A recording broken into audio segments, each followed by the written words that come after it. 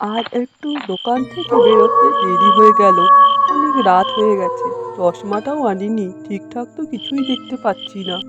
ওখানে আবার কে বসে আছে? আমার সহধর্মী ভাগ্যবতী নয় তো? আরে ভাগ্যবতী, তুমি এখানে বসে কান্না করছো কেন? ভাগ্যিস তুমি এসেছো। আর চশমাটাও আনিনি, অন্ধকারে কিছুই ঠিকঠাক দেখতে পাচ্ছিলাম না। ভালোই হলো তুমি এসেছো। চলো একসাথে বাড়ি ফিরে যাই।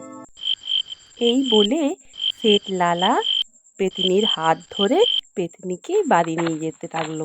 শেঠ লালা বাড়িতে ফিরে এসে তার চাকরদের ডাকতে লাগলো, কিন্তু দরজা খুলল তার স্ত্রী ভাগ্যবতী।